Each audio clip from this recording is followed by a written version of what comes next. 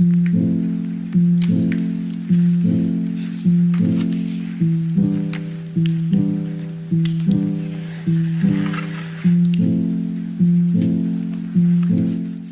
morning.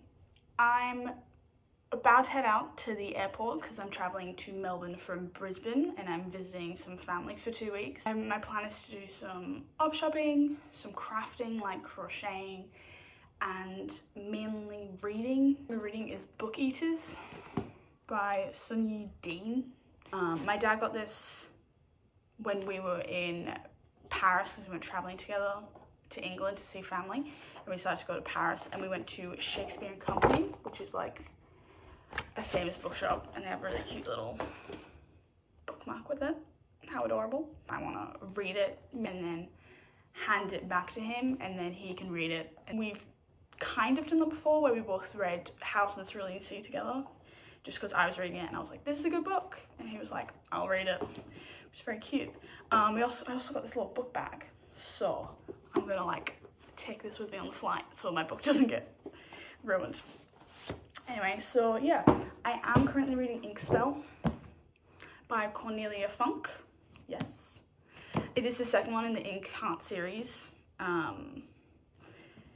But I don't know, it's a hefty book. I don't want to take it because I usually go with like an empty suitcase and then come back with a full wardrobe because Melbourne op shops are just so much better than Brisbane op shops. Yeah, I do also plan on doing like crocheting Christmas gifts because my friend has invited me to like her family Christmas. So I wanted to like crochet some presents for them because I don't know, everyone needs a bag. So gonna do that for them. I have crocheted before. I've done gloves. I did these for England, but then ended up having a heat wave, so they didn't need it. I've also done like a little hat to match. Gotta match girlies. I just wanted to do a reading vlog, and then I might get another book while I'm out because it is only less than 300 pages. I think it's 295, which is a quick book. Yeah, I just thought since it's like a newer book, people are more interested because this came out really recently, 2022, which never happens because I get all my books from op shops, and then I can only manage to get like the older books, like books that are like 5 years old. But yeah, so I figured it's a hot topic. I don't think I'll do any spoilers depending how much I need to talk about it. I do plan on trying to find The Princess Bride. I need 2 copies because I'm gonna get my friend one and me one, give it to her for Christmas, and then we can buddy read it together because it's like her favorite movie. So I was like, you know what, why don't we read the book together? So I'll probably talk more about my plans for what I'm gonna buy and what I want when I'm over there.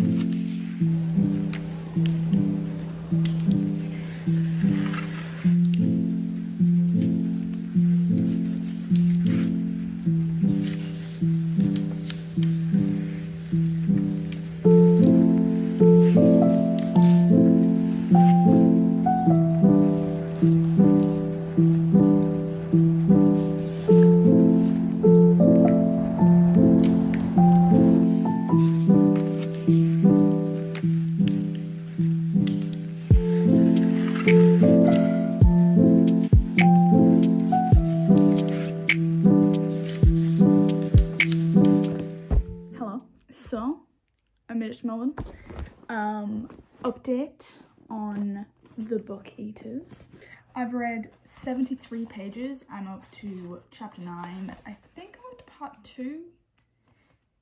Act 2, Midnight.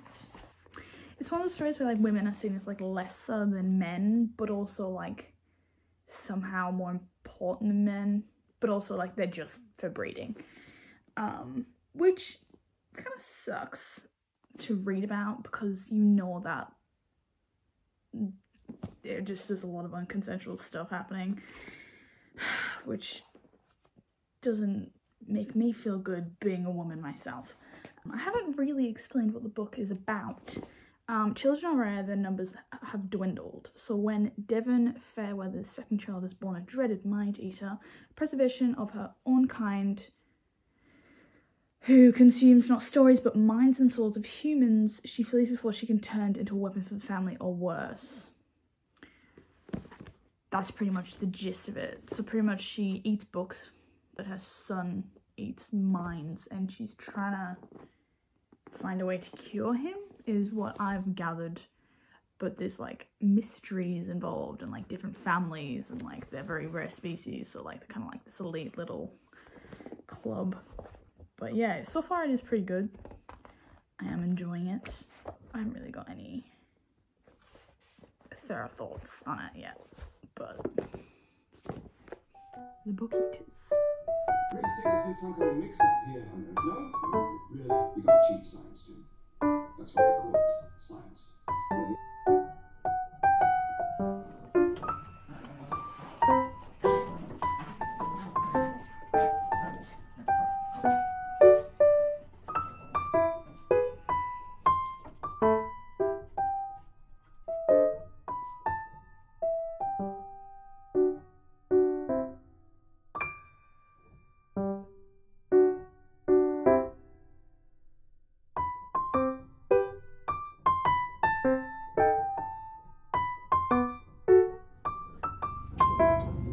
It has like passages from like a book,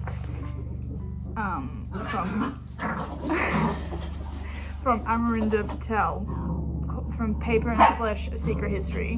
Guys! Anyway, it talks about book eaters. So I'm like, are they actually a thing? Well, not obviously are they actually a thing, but like, are they a pre-existing thing in a book that's already been written? You know what I mean? Like, did they just take the idea from a book that's already got that concept? I might look into that, because that's interesting. If they did.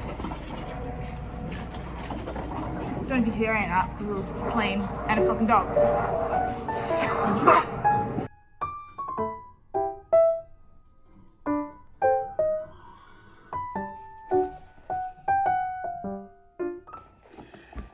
Now, yesterday I did mention that there's like quotes in the book from like another book, right? And silly me thought it was an actual book, but I looked it up and I could only get like, the only results that came up was the book eaters. I think it's just the author has written like text from a book and like to make it seem like it's an actual book and like this is like from life kind of thing, but it's just not, is what I'm gathering, because it is eerily similar to the book, to the plot, and I'm like, well, they've either copied something that already exists for word, or it's made up. But then they use stuff like from J.R.R. Tolkien, like quotes at the start of that, and I'm like, so I think we're meant to believe that it's an actual book, but I think it's a book within the book's world, is what I'm gathering. But yeah.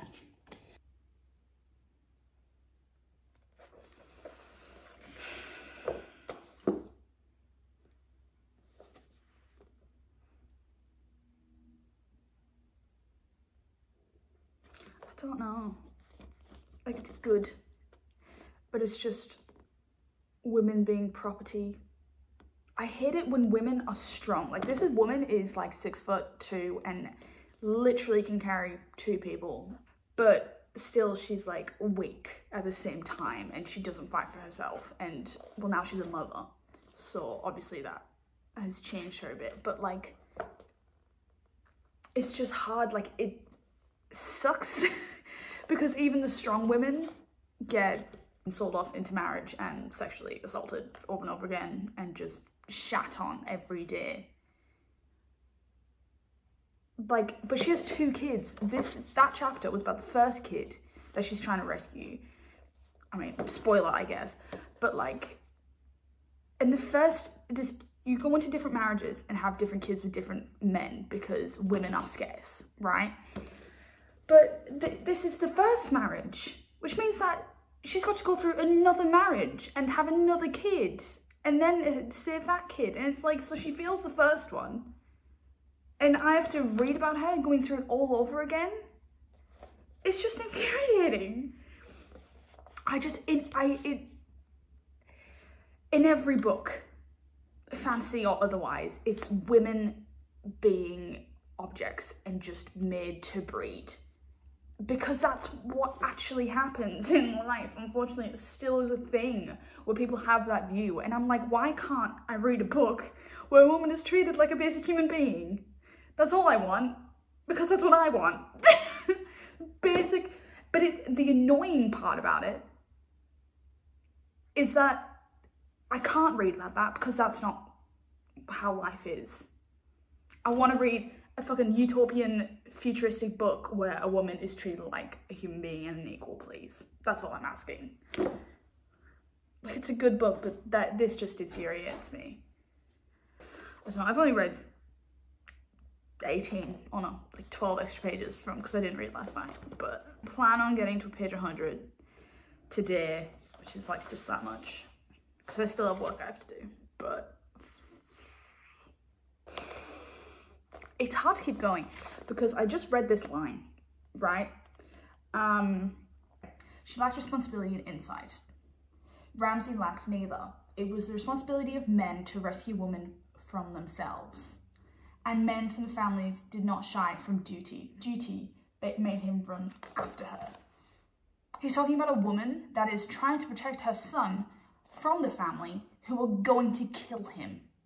And he's just like, oh, she never thinks about other people. She's so selfish. Bish, it's a toughie. Tough one to read through as a woman. As a fucking woman, it's hard.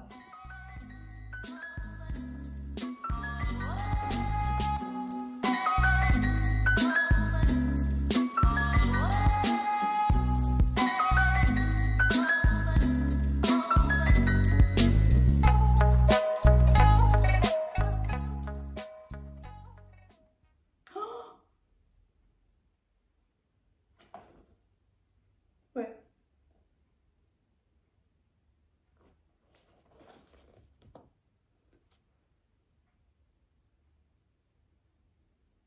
Who is he talking to? Hester? Devastating figure out by tickets. How second do you see? Yes, after a pregnant pause, Ramsay could see his turns running off her off. She had position. He gasped, but she moved quickly.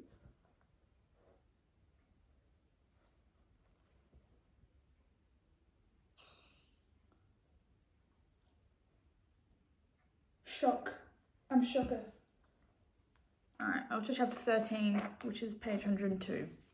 So the whole point is about keeping the species alive, and that women have to have babies with two different families so that they can keep their species alive. Why are people so adamant in keeping their species alive? I don't understand. What is it to you? What do you give to the world? Just let you die out. I mean, maybe it's just because we have no issue, the human race, with like not having enough of us. But like, I'm not like, oh, I must preserve my species. I must have a child. Yeah, I got to do work now, so I'll probably put on a Barbie movie. I did fall asleep through Rapunzel last night, so I should probably just finish that one. They're just easy movies to put on, and painful to watch, granted, but nostalgic. Is as constant as the stars above. I'm glad that Rapunzel is... I think Rapunzel and her love interest are cousins.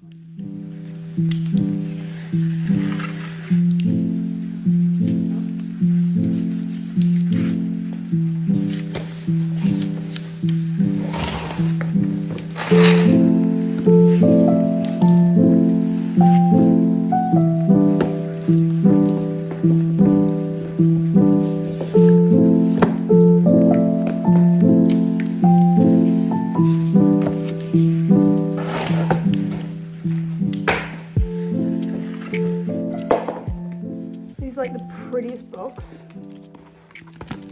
So pretty.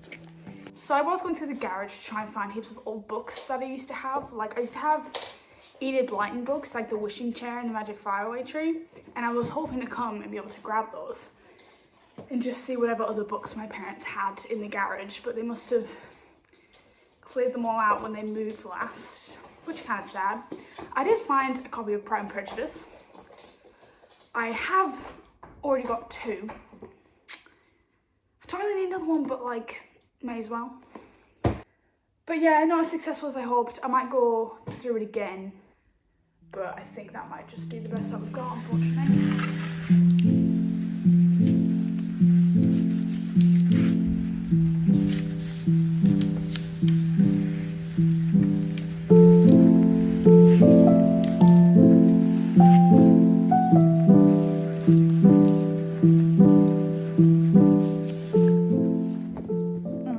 To chapter 16, part 3, and I think I'm just going to take a break. I got up to 133 pages. I'm still going to keep reading it, but it's making me angry. Like, I know the author isn't writing this thinking that, oh yeah, women are for breeding and men are superior. Like, I know that, and I know that's not the point of the book. And I'm not saying it's a bad book. I'm just saying it's not a book I like to read. You know, it just pisses me off and angers me. Like, the present day storyline is interesting. And the past storylines are also interesting. But I'm watching her have her child taken away from her, her freedom taken away from her. Everything taken away from her. You know, her consent. It's hard to read. And it would be fine if it was just a small part of the book, but it is like the main part of the book. So I'm just gonna put it down for maybe a day or two and try to find something else to read. So me and my sister, I think we're gonna go op shopping. I'm not too sure. Last night I did start reading Pride and Prejudice. I just picked it up to see if I could comprehend it. I love the miniseries with Colin Firth, and I love the movie with Keira Knightley, obviously. And I have read it before, but I read it when I think I was like 16, 17. And I just couldn't really understand what the words were. So I figured I'm just gonna try again. And I'm enjoying it. I got up to page 33, chapter 8. The chapters are like 2 pages long. It makes you feel accomplished in life. But yeah, I am really liking it. It's very wholesome vibes. It's not just going straight over my head, and I'm not just like suffering through it. And I didn't realise it's 284 pages, which is very short. But yeah, I'm probably gonna go to the local op shops. I mean, charity shops. Op shops are charity shops. Some people don't know that. Also, I need to cut my fringe. Look at that.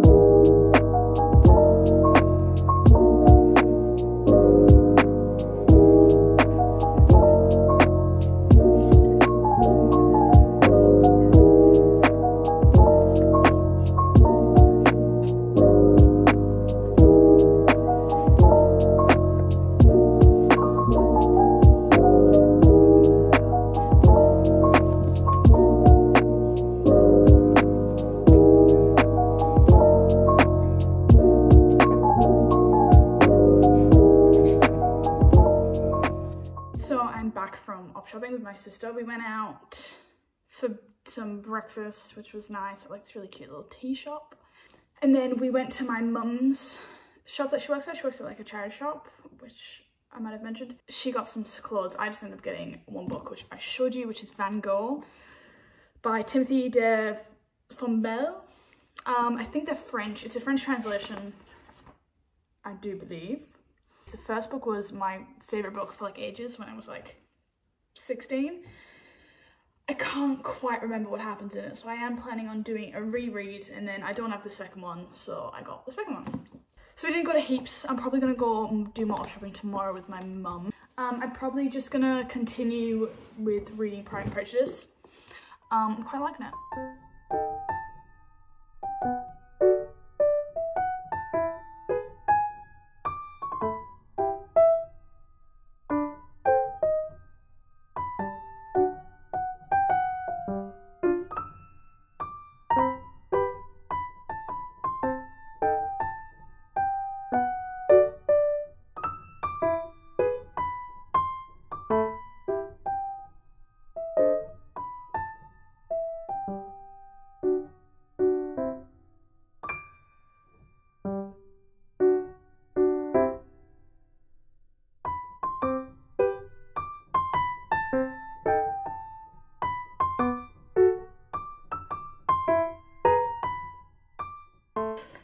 go. So I managed to finish the like main part of the bag.